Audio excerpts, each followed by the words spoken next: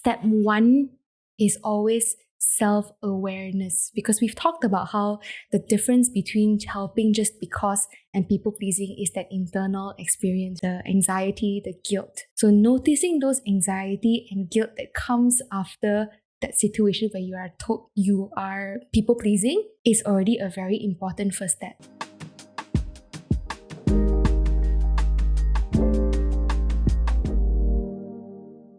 Welcome back to Be Kind to Your Mind. Today's episode is titled, I Said Yes, but I Didn't Mean To. And if that line hits a little too close to home, you are not alone.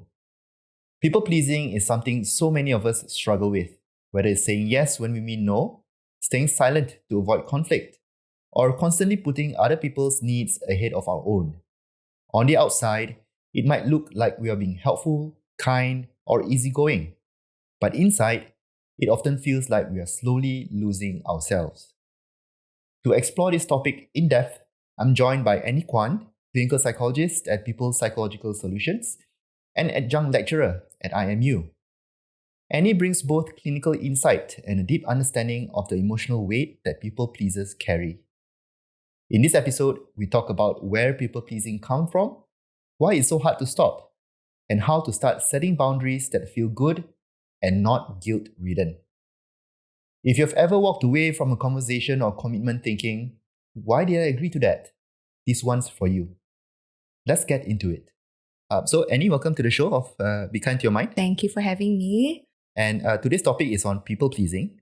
But prior to us getting started with the content for today, let's first have an introduction from yourself and we can take it from there. Okay, so hi everyone, my name's Annie. So I am a clinical psychologist here at People. So the type of clients that I see, I mostly see teenagers and adults as well. So this range from things like relationship issues, mood disorders, anxiety, some personality disorder, OCD as well. And of course, a lot of my clients come in for people pleasing. And I think this is a very interesting topic that I myself am very passionate in, because this hits too close to home. So just a little bit here, right? I myself am a major, or used to be a major people pleaser, but a lot of work has been done into this to heal that part of me. So let's see what we can talk about today lah. Okay, so it'd be interesting to get your personal experience, but also I think combining that with your clinical work and what you do for your clients in order to help them perhaps overcome this concern as well. But I also hear that you are also teaching undergrad psychology student. How's that experience like for you? I think teaching is really fun. So seeing clients, I love seeing clients as well. But sometimes seeing clients, that's a little bit heavy as well. And sometimes I would like to balance that out with a little bit of teaching, meeting people who are passionate in the same field, teaching them what I know, and also kind of growing and nurturing future psychologists. I think that's also another very fulfilling and fun aspect of my job. Well, I can sense that even in our line of work, we tend to work with a lot of people, and it's a people-centered kind of profession. And based on what you've just described, it does sound like almost all of your time professionally is people. With people. Definitely. Yeah. At people. At people, with people. Mm-hmm. And very much related to our topic today, which is on people pleasing. Because when we do interact with others or form relationships with others, sometimes that boundary can get blurred. Where we may forgo our needs and our own individual desires and wants for the purpose of maintaining perhaps that relationship or improving that relationship, but at the expense of perhaps losing ourselves in that process. And I think in order to relate this to the act of people-pleasing, we might first want to start with what the definition of people-pleasing is. To your knowledge, what is the definition, or how can you define people-pleasing? This term people-pleasing, right? It's such a very, very used term, very popular term on social media. Everybody somehow identifies themselves as a people-pleaser nowadays. But I think what these people see this as people-pleasing as kind of like an isolated behavior. But to me, it's not an isolated behavior. So to me, I think it's a contextual attempt to solve a problem. To me, that's what people pleasing is. So what is that problem, right? So that problem is small me, big, scary others. Okay, so I'm small, and these big, scary others are my threats, but double-edged sword. They are my threats, but I also want them to like me. They are also my sense of safety. So what do I do then? So then I make sure they're happy, right? Making sure they're happy means that I will not say no. I will over comply to whatever their needs are. There's this chronic sense of self-sacrifice. What else? I become very hyper vigilant and hyper aware of all these mini emotions to make sure that they are constantly happy. And also another thing is to always get into people's troubles so that I can fix it. Yeah, so that is what people pleasing is, basically chronic self-sacrifice. So when you say self-sacrifice, I think that definition can be quite broad. And listening into some of the examples you have provided, because I think there can be a spectrum to this. Like we can, for example, sometimes compromise, but for good reason. Sometimes we not attend to our needs, but the needs of others. And that is still not defined as people-pleasing because, as you've mentioned, it can be contextual, depending on the situation. But other times, it can also then be considered people-pleasing. So I think where do we actually draw the boundary here or the line here between what is considered a behavior that's people-pleasing or not has a lot to do with what's going on perhaps internally in the individual as to how they are actually perceiving the event and how they actually feel as a result of doing that. Yes, I think you're absolutely right. That's a very good point. So I think at the end of the day, right, is where is the fine line between I'm just helping because I want to help this person versus I'm helping this person because I am people-pleasing, right? And you're right in the sense where that fine line comes from that within the internal experience of what we're going through, right? So for example, I'm helping you, you're going through a lot, and I feel very compassionate, and I feel sad for you, and I feel bad, and I feel that I want to help you. That's okay, because that comes from a very good place, good intentions. Now, how people pleasing is different is that people pleasing comes from a place of anxiety, right? So when you ask me for help, the first thing I feel is some sort of guilt, some sort of discomfort, some sort of anxiety, shame, and then I help you because of that. Then that people-pleasing behavior becomes a way to manage those discomfort. So I think at the end of the day, it's the intentionality as to why we help. So at the onset or at the sort of observed behavior, it's really someone participating in a task with someone else. And it can be defined as people-pleasing if, for example, it is a task or behavior that the person does that doesn't actually quite align with that person internally. And you're saying that what doesn't align with that person would be oftentimes the behavior stemming from some kind of negative emotional state, whether it's guilt, shame, or anxiety. Would this be a right sort of definition or context as to how people-pleasing happens? I think another point for this, right, is that it's not all the time, that we have to stand firm and say no when we need to say no. But the thing is, right, sometimes, with work or with school, we do have to people-please. We do have to go out of our way to do things that we don't want to do. But another key term here, right, I see it as a compulsion. We compulsively want to do it to manage our anxiety. You're right in a way where when people do engage in day-to-day behaviors, let's say, for example, working on a project together, and then I might take on certain roles. Yeah. When my boss or team members say I should be doing so and so, and I agree, I might be doing so out of a strategic move of, let's say, being the productive member of the team, or that I do think that it is legitimately something that I can contribute positively towards. But at times it might come from a place of not wanting to do it, but feeling compelled to actually doing it.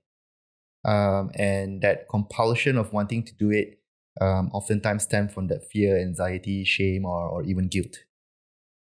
And so then it overreaches a personal boundary at least psychologically, where actually I don't want to cross this boundary, but for whatever reason, and I think we'll discuss that later on, that boundary is crossed.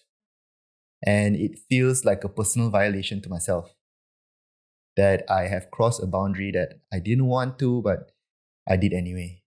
And I think the unfortunate thing about this is that I know I don't want to do it, but it feels like I've got no choice. It feels like that's the only way I can to quote unquote survive. But I think, before we move on as to why people please, is this like sort of context of having to do something to survive? Because people can do things that they don't want to, but then, it's not considered people pleasing. But because, for very practical reasons, let's say, I don't feel like going to work today, but I go anyway. It could be a sense of responsibility, survival, to provide for the family, and so on, unrelated at all to people pleasing. So how, for us to sort of communicate very clearly to the audience who are listening to this at this time, how can we differentiate, doing something we don't want to do as a result of people pleasing, or as a result of some other thing? Could be some practical things, could be some survival thing unrelated to people pleasing. Now, here's the thing, right? We are pack animals. We are social creatures, right? So it comes back down to the intention. If I'm just doing what I need to do because that's kind of part of life, I have to work, I have to go to school, do my homework, okay, right? Even though I feel a lot of discomfort. But if I'm doing it because I want to fit in, if I'm doing it because I want to be part of your group, if I'm doing it compulsively, meaning all the time, generalized to all different aspects of your life, if I'm doing it because, I have that fear of abandonment, then that is people pleasing. Compulsively, all the time. So what you're saying here is that the act of giving in, even though I don't want to, if this can be applied to generally across the relationships that I have in my life, not specific to, let's say, just the work environment. Correct. Maybe I'm giving in a work environment because maybe I don't have employable skills in another job. So I have to do it. Yep. Right? My boss says, do this, do that. I don't want to do it, but I do it anyway. Yep. But actually, in terms of my personal relationships, my romantic relationship, family relationships, there are clear boundaries that I am able to stand on. So in that context, then it wouldn't be considered people pleasing. You're right. Yeah. But on the other hand, if it is a more generalized behavior, whether at work, in my personal relationships, there's this need to want to fit in, there's this need to want to be accepted, and it's causing a lot of fear, anxiety. Quite likely the behavior is stemming from a place of insecurity. Definitely. And in general terms, it's called people pleasing. Yeah. Okay, Annie. So now that we have talked about what people pleasing is, I think we can spend some time to unpack why people pleasing happens. And I think before we move on, I'd like to brief the audience back home about people pleasing as a form of behavior, but it doesn't actually, it isn't a feature on its own. So we don't just are a people pleaser or not. Oftentimes, it is more of a manifestation, right? So it's a specific behavior of giving in when we don't want to, but it's a manifestation of, I think, a broader internalized concern that the person might be having. For example, people pleasing might be a manifestation of having a low self-esteem. So that can be one of the factors, one of the features that happens because that person may not have a very healthy sense of self.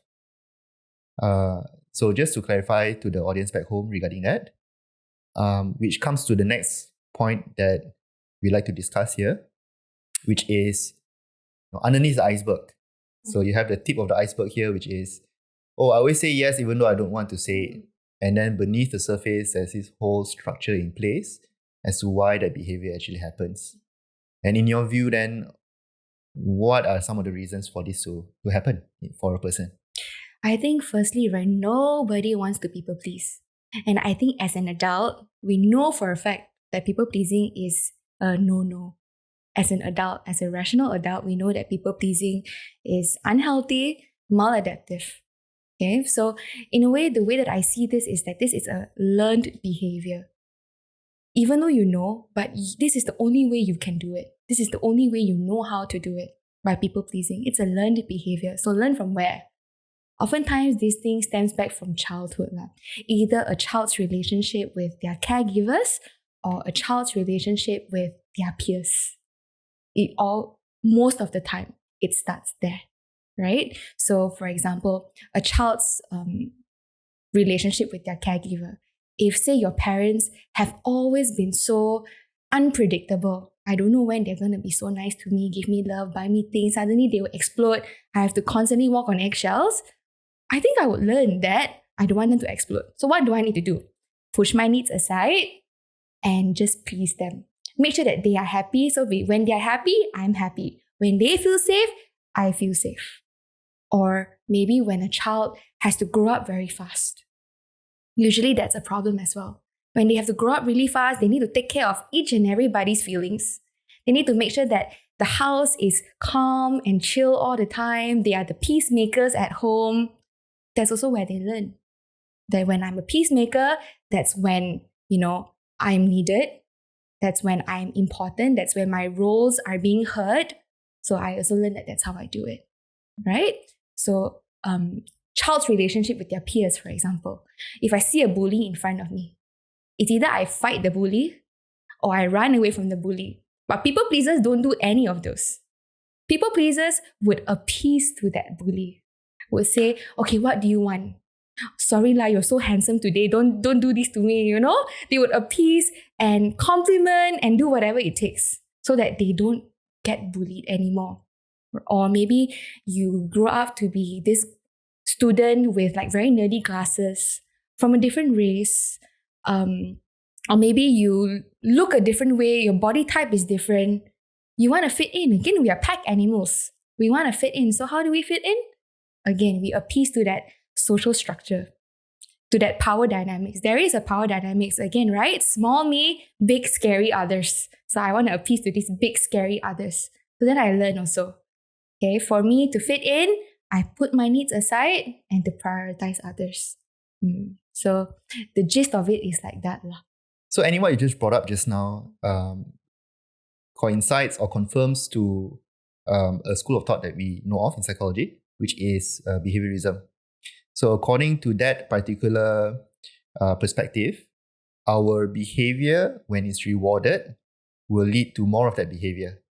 So if, let's say, for example, I have went through past experiences where if I put the needs of others beyond my needs, if I choose to placate others through, trying to make them happy, or I try to be nice to everyone else at the expense of my own personal needs, and that had led to some kind of rewarding outcome. For example, if it's for a reduced conflict, or maybe for a more peaceful or secure environment, or maybe an increased quality or increased number of friendships or social relationships. All these are rewarding to the behavior, and as such, then the behavior continues. Now, you had mentioned earlier on that people-pleasing is maladaptive. So maladaptive, for those of you back home, it's referring to it not being helpful or not being a good behavior. Now, I would think that the behavior of people-pleasing, if happening once in a while, it can still potentially be a helpful behavior. Sometimes, given the situation, let's say, for example, I'm caught up in a terrorist situation. Of course, and a gun is on my head. Yeah. And I'm supposed to crack a joke and make him happy. Likely doing that is not considered to be a maladaptive behavior.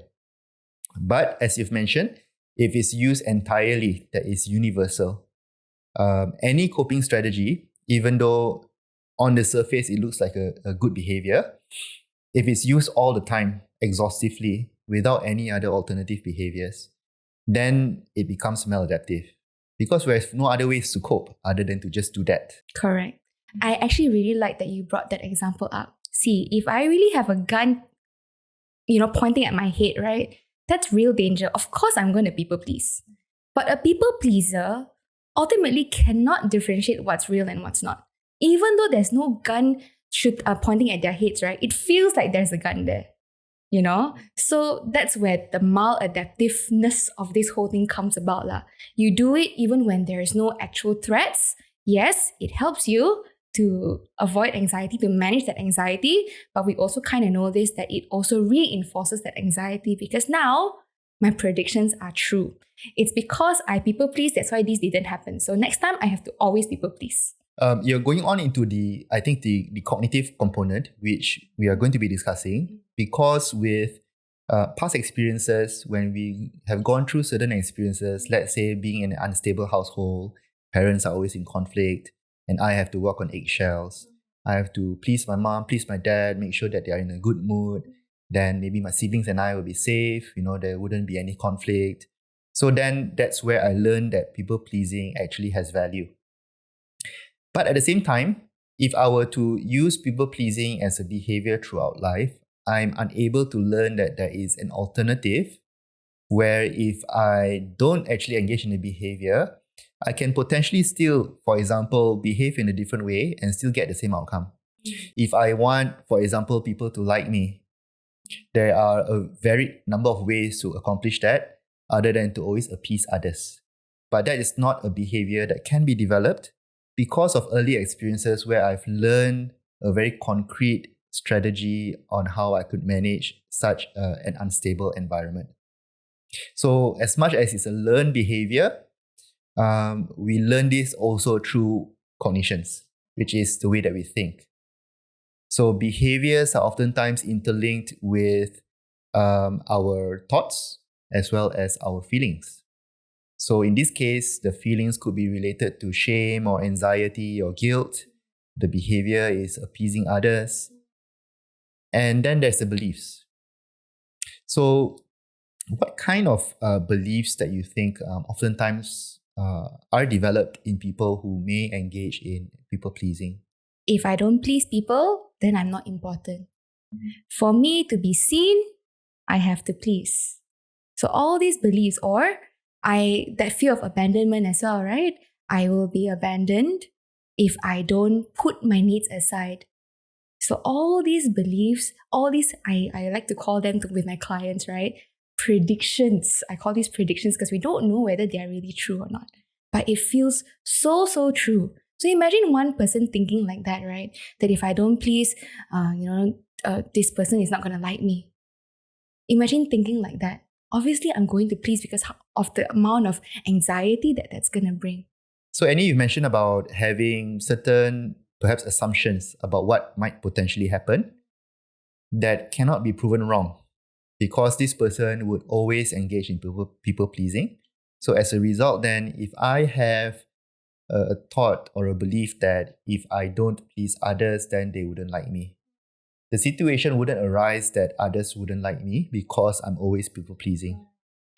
But nevertheless, bringing back to the example of past experiences that you've mentioned, such occurrences may potentially have happened in the past, but these are perhaps early memories that are significant in terms of the person's development.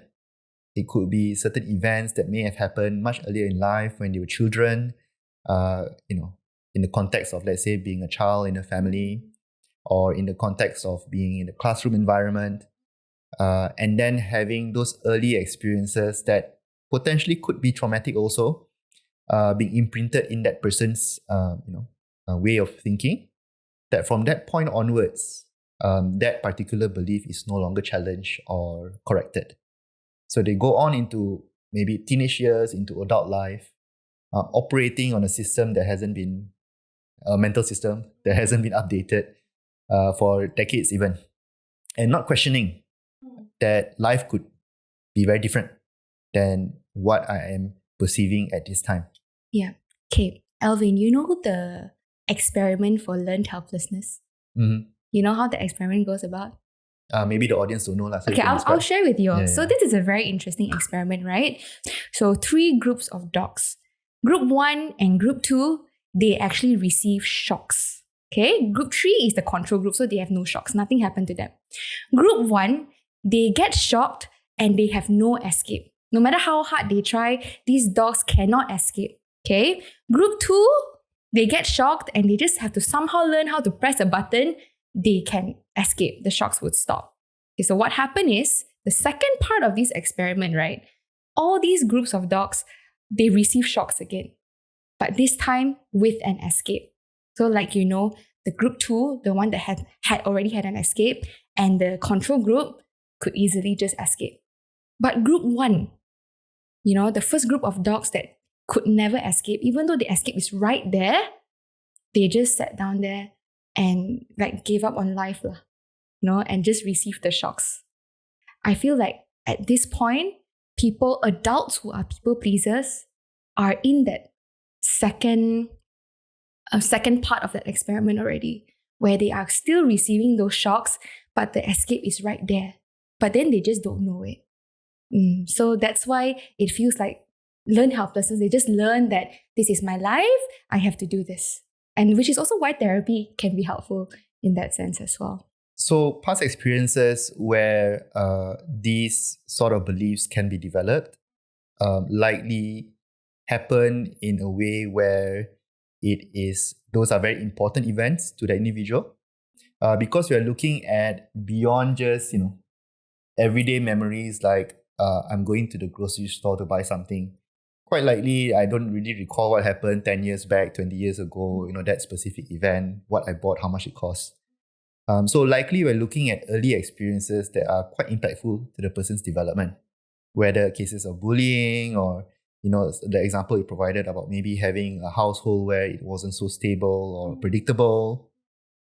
Something that has quite a severe impact to the individual, potentially even psychologically traumatizing, because we know that in cases of psychological trauma, those events are highly impactful to the individual.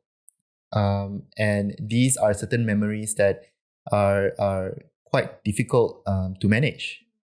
And so when we are thinking about people who may be people pleasers, we are looking at significance of the events earlier on in life that since then develop into this pattern of behavior that is no longer questioned.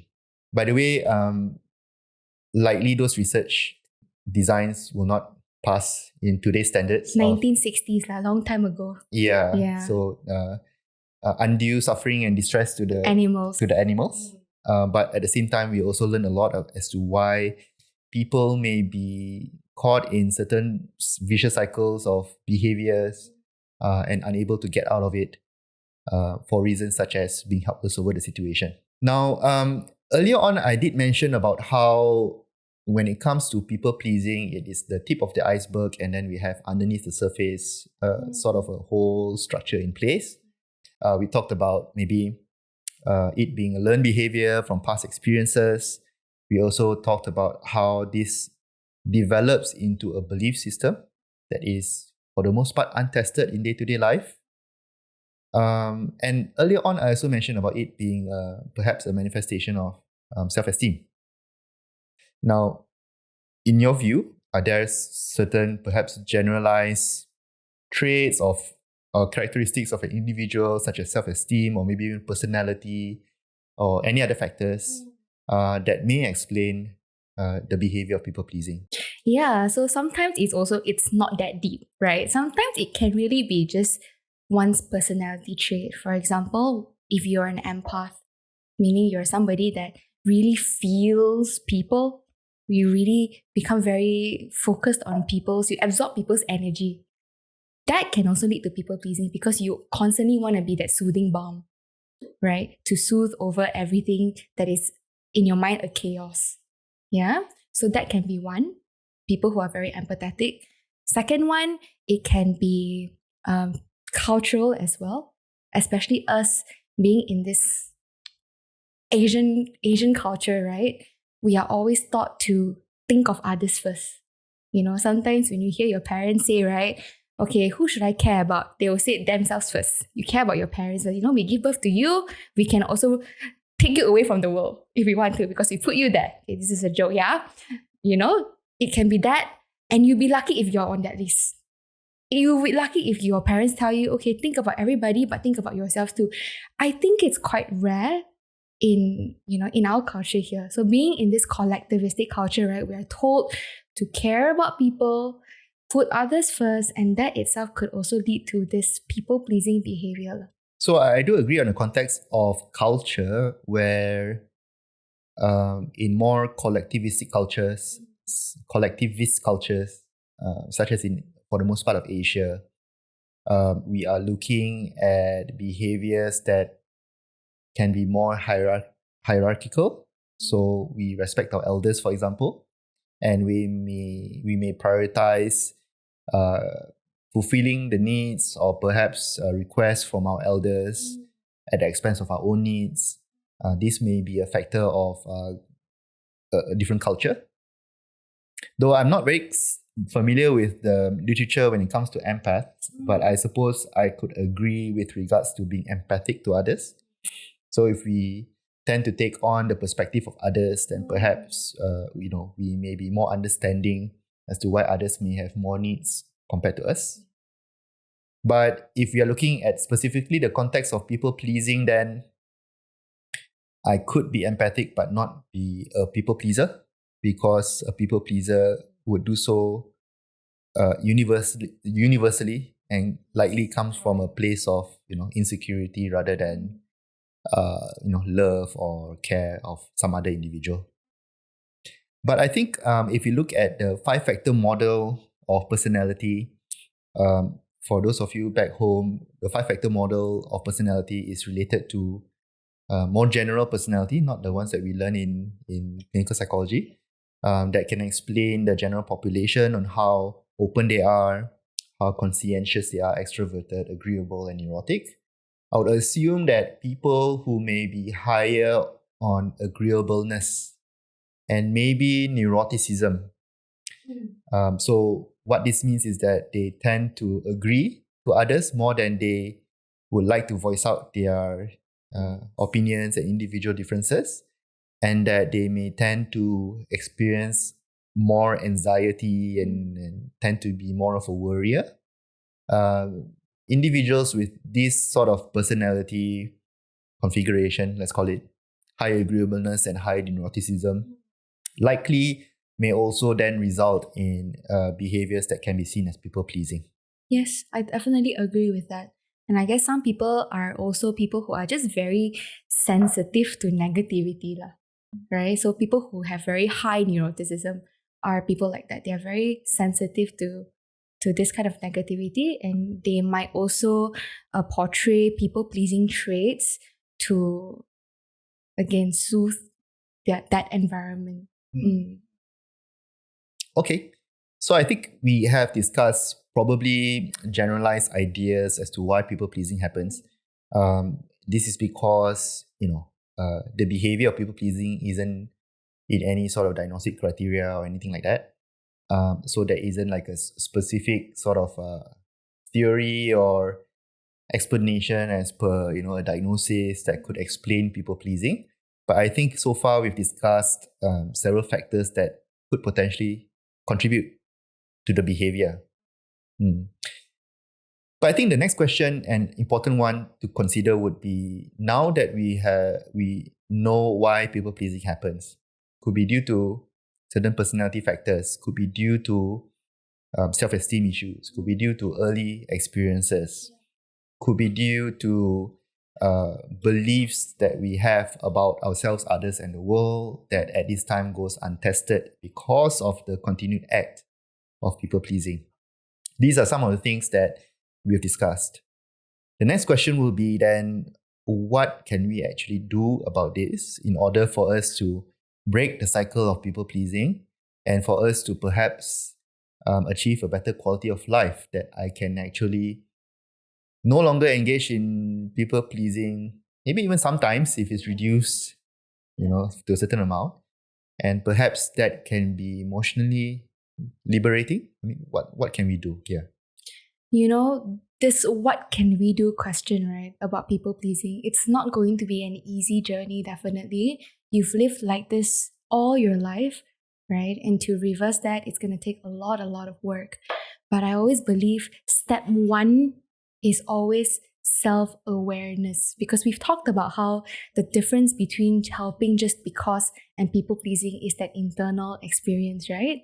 The anxiety, the guilt. So noticing those anxiety and guilt that comes after that situation where you are told you are people pleasing is already a very important first step, because when that happens, now you can doubt it. I'm feeling like that. Am I people pleasing? Or can I step back and ask myself, what can I do instead? So first step, always self-awareness. Okay, that's one. Secondly, we also talked about predictions, right? So we have 60 to 70,000 thoughts a day, I would assume, and not all thoughts are true. We don't even know what are these thoughts that we have. So if we live life autopilot like that, right, it's going to be so dangerous. We're going to do things that might actually hurt us, that are, again, maladaptive. So what we can do instead, once you are aware, right, we can actually start to ask ourselves, are my predictions actually true? What are my predictions here? Here is that if I don't do this, right, I'm going to lose this friend. How true is that? Actually, this person has been friends with me for a long time. Nah, I don't think it's going to happen. It's having that 1-2 second of that quick reflection can already do a lot, so that life is more intentional instead of autopilot. And of course, setting that boundary. Boundaries, I guess in this part of the world, I see a lot of my clients, the unfortunate thing is the word boundary is so foreign to them. They don't know how to set boundary. They keep thinking boundary, that sounds so selfish. It's like a wall. But no, boundaries are not a wall, okay? It's very individualized. I call it internal boundaries. My own boundaries. And what that is my internal boundaries would tell me what I can and cannot accept. Okay, one tip to do this is to have your own if or if not statements. So for example, somebody asked me to go and pick them up 30 minutes away. Okay? My if or if not statements would look like that. If this is a friend that I feel like has gone through a lot with me, I will actually go out of my way. If not, if this is just somebody and I don't have that capacity right now, then I will not. So having that very clear if or if not statements. So I think what you've just described are certain ways to which maybe therapists might work with their clients, or maybe this can be self-initiated on the part of the person listening to this podcast at this time. But I think to differentiate as to whether this can be accomplished by the individual themselves or not, I think that has to be answered by the individual. Has this person attempted to draw certain boundaries or attempted to not people please but failed to do so? Or maybe this person is in a lot of find themselves being in a lot of situations in life where they just don't understand why it doesn't feel so good to be in relationships with others, that they're oftentimes maybe bullied or ostracized or being taken for a ride in terms of the friendships, but just don't really understand why. Then perhaps meeting a professional therapist might be a good idea. Because what you've just described just now, let's say to develop self-awareness, that's oftentimes the first thing that we want to do as therapists. We want the client to learn how to self-monitor, to understand when situations happen, what are they thinking about, what are they feeling, before we could even proceed with doing any changes to those things. Sometimes I think clients already come in with pretty good self-awareness. Others, they may struggle with even identifying, what are they feeling in these situations. So people could differ in terms of their ability to self-monitor and to be self-aware. And so contextualizing your earlier suggestion, I would think that it can be self-initiated if, for example, they're already having quite a good idea as to what's happening, or I'm people-pleasing. And then taking that one step further of just noting down when that usually happens, understanding why. Is it because I feel a certain way, because I think a certain way? It's going to be much easier for them compared to someone who is, in a very chaotic kind of world, and they just don't understand why is it that they're so anxious, or they do things that they don't want to do, and they just don't really have the right skills in order to manage.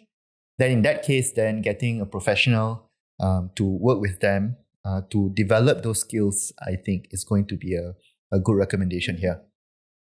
And with regards to the second recommendation, as to testing out certain assumptions, right?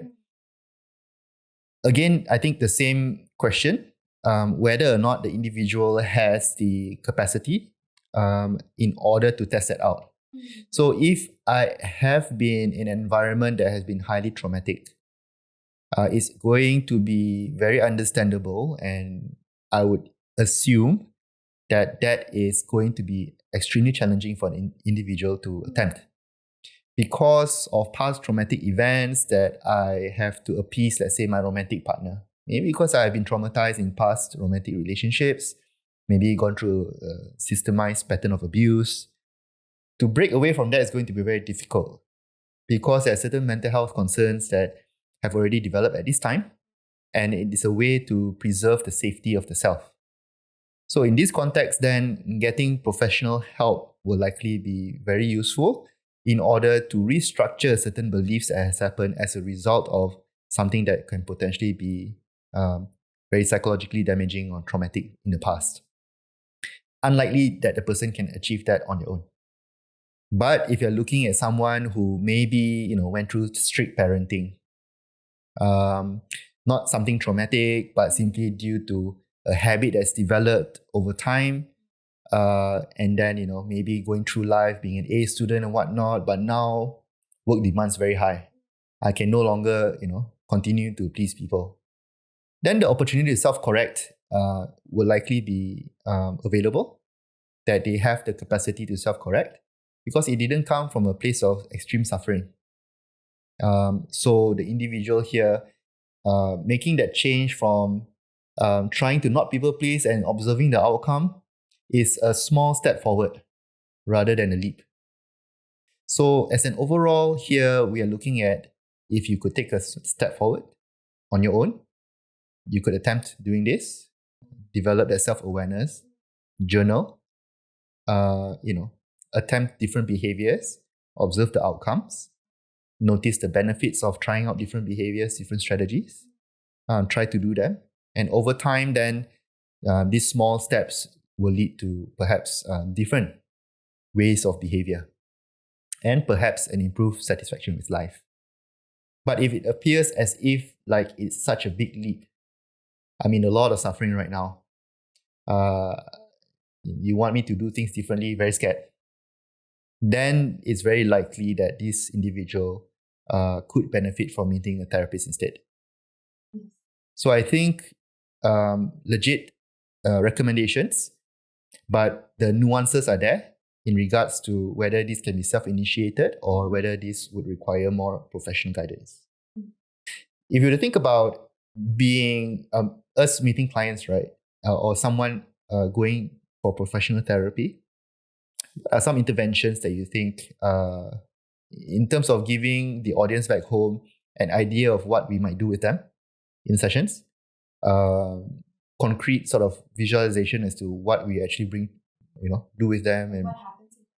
yeah, with regards to, I think, some broad, understanding as to self-awareness or testing out ideas. How does this actually happen in the context of therapy?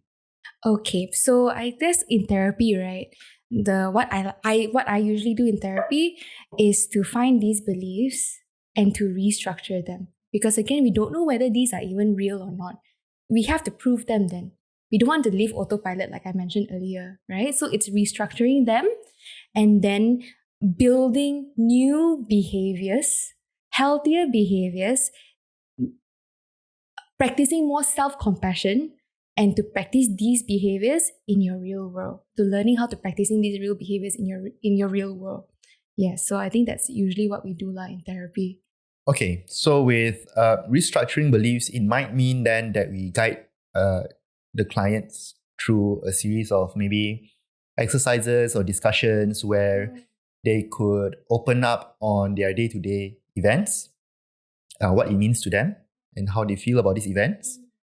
And from there, we are able to identify certain patterns of thinking or beliefs that are related to people pleasing, such as the ones you mentioned earlier on. Something like, if I don't please others, they wouldn't like me, let's say.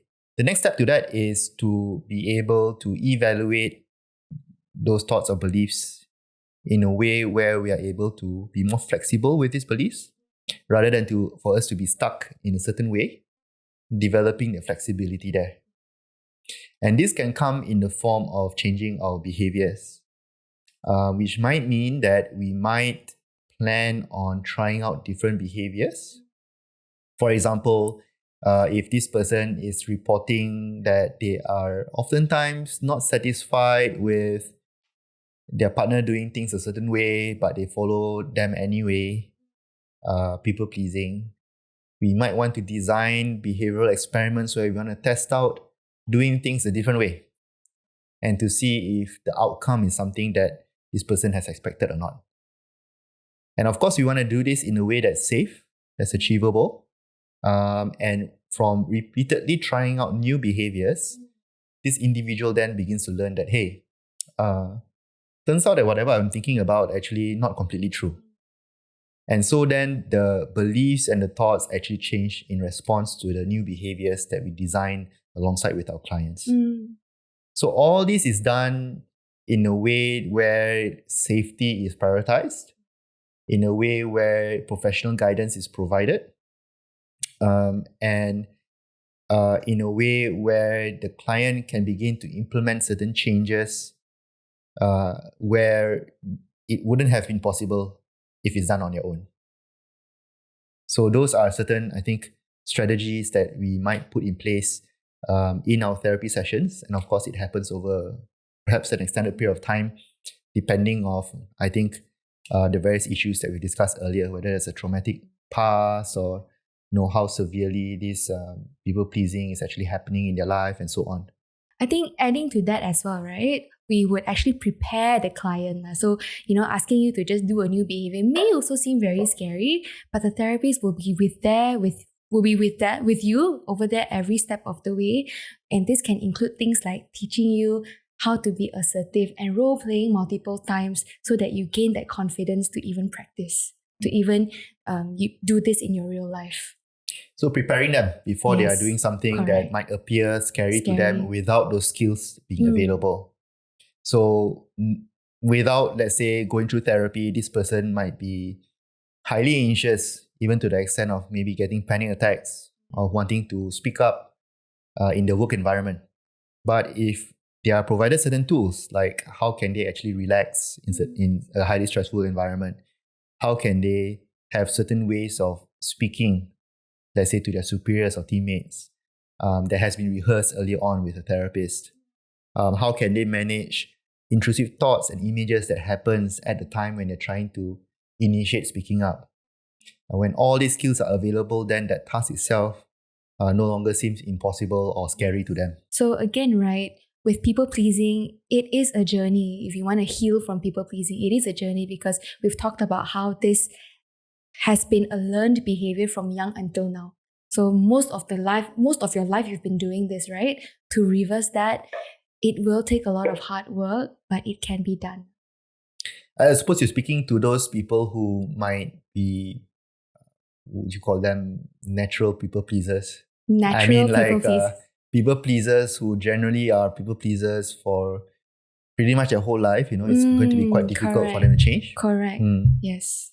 But then you could also have people who maybe at times they act in ways that as they reflect, actually I shouldn't have done that, it wasn't something that I want. Occasionally we get caught up in those kind of events as well, where we say yes to something that actually we wanted to say no for the purpose of looking good and, for whatever reason. Then I think for those people, it's going to be much easier to initiate this kind of change. Definitely, yes. Because those people already know that what they're doing is something that they don't want to do. Self-awareness is Yes, right. The self-awareness is there. So I think we've spoken about our role as therapists and how therapy sessions could look like for people to address the issue of people-pleasing. But I think we'd like to close with a more generalized statement, perhaps a closing remark or words of encouragement or advice to someone who may be caught up in this behavior of people-pleasing. What would you say as a closing to our episode? All right, my fellow people pleasers, you are not alone. Okay, and we talked about, how this is something that was learned. Don't beat yourself up. Okay, and just the fact that you're already here listening to this podcast, it already shows that you really want to learn and get better. So keep it up. Okay, so I think that can be a good conclusion to our episode today. Thanks, Annie, for sharing your thoughts. Thank you for having me once again. Thank you for tuning in to this episode of Be Kind to Your Mind. Found this content educational? Hit the subscribe button to stay updated on new episodes every 2 weeks. See you soon.